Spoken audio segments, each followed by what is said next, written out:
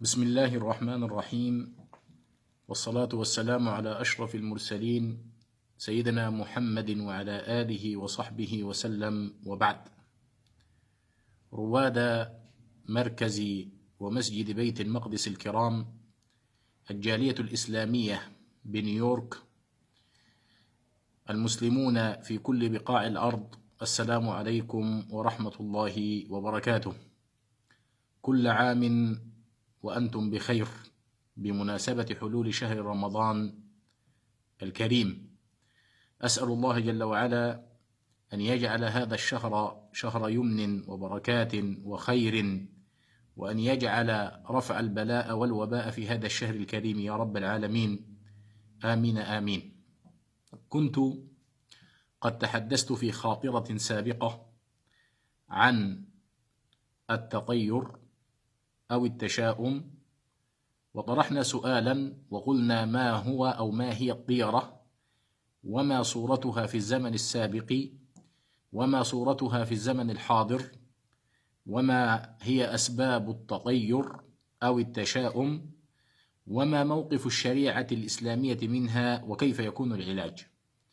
تحدثنا عن تعريف الطيرة وصورتها في السابق وصورتها في الحاضر وأسباب التطير.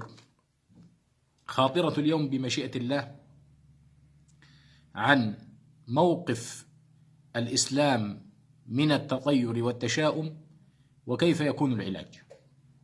حينما ننظر إلى موقف الشريعة الإسلامية من التطير، نجد أن التشاؤم هو سوء ظن بالله حينما يكون بدون سبب محقق والعياذ بالله. أما التفاؤل فهو حسن ظن بالله جل وعلا، والإنسان أو العبد مأمور به على كل حال. أما موقف الشريعة الإسلامية فقد ورد النهي عن التشاؤم في القرآن الكريم وفي سنة الحبيب المصطفى صلى الله عليه وسلم. قال جل وعلا حكاية على قوم صالح: قالوا اطيرنا بك وبمن معك، قالوا اطيرنا بك وبمن معك، قال طائركم عند الله بل أنتم قوم تفتنون. وقال جل وعلا حكاية على قوم موسى: فإذا جاءتهم الحسنة قالوا لنا هذه، وإن تصبهم سيئة يطيروا بموسى ومن معه، ألا إنما طائرهم عند الله ولكن أكثرهم لا يعلمون.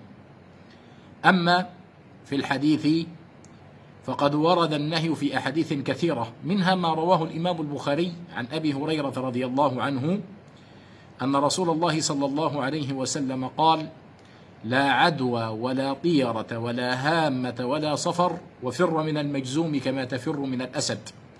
لا عدوى ولا طيرة ولا هامة ولا صفر، وفر من المجزوم كما تفر من الأسد. أي لا عدوى ولا تشاؤم ولا أي شيء لا يكون إلا بمشيئة الله جل وعلا، لا يكون إلا بمشيئة الله جل وعلا. ثم بعد ذلك الحديث الذي نحن بصدده: من ردته الطيرة عن حاجته فقد أشرك، من ردته الطيرة عن حاجته فقد أشرك.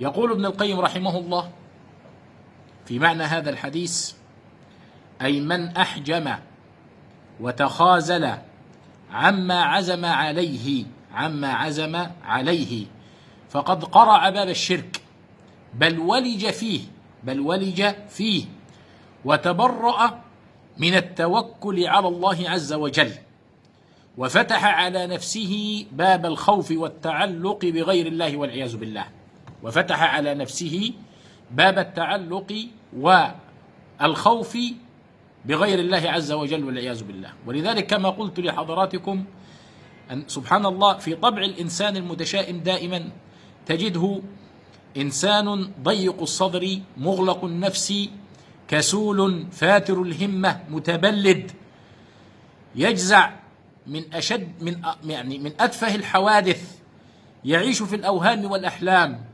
دائما يصف نفسه بالخيبة والخسران. هذا هو حال الشخص المتشائم المتطير.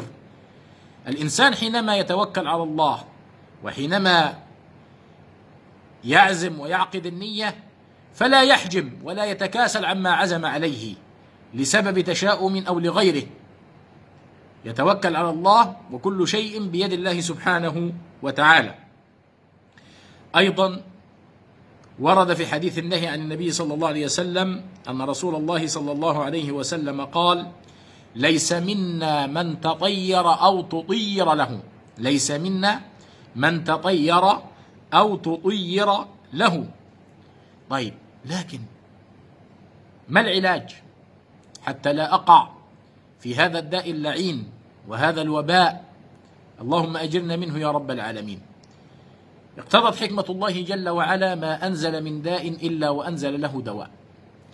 قبل أن أسرد كيف يعالج الإنسان نفسه من هذا المرض لا بد من تقدمة.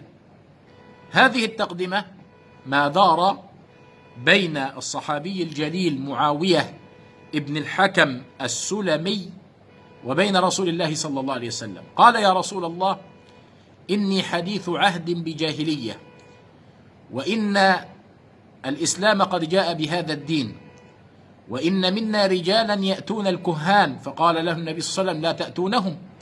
قال: يا رسول الله، إن منا رجال يتطيرون. فقال النبي صلى الله عليه وسلم: ذاك شيء يجدونه في صدورهم فلا يصدنهم. معنى كلام النبي لا يصدنهم أي لا يرجعون ولا يتكاسلون ولا يحجمون عما نووا وعقدوا النية وعزموا عليه، عما عقدوا النية وعزموا عليه بأن لا يحجموا.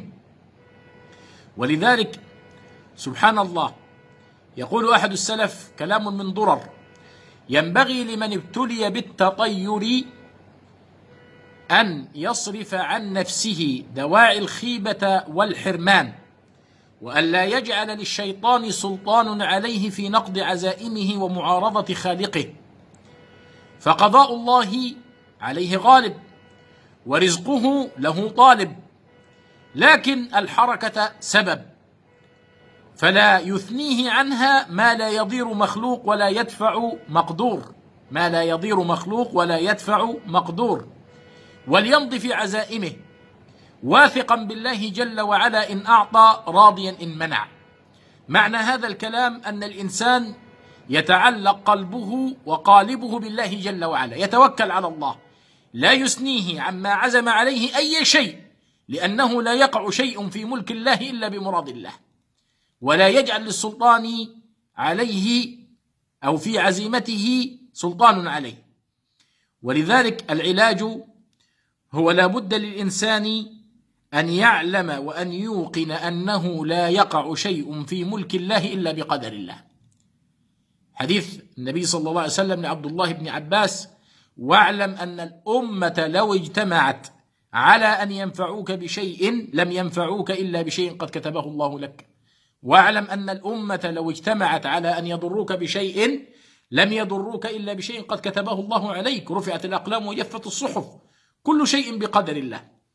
الأمر الثاني في العلاج أن الإنسان حينما يحصل له تشاؤم أو تطير فليقل: اللهم لا خير إلا خيرك، ولا طير إلا طيرك، ولا إله غيرك. لما احنا نقول إيه مثلا لعله خير، اللهم اجعله خير، فأنت هنا تأخذ بهدي النبي صلى الله عليه وسلم: اللهم لا خير إلا خيرك، ولا طير إلا طيرك.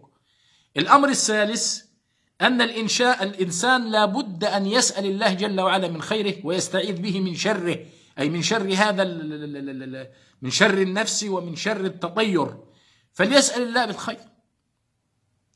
الأمر الرابع والأخير هو ألا يتشبه الإنسان بأفعال المتطيرين.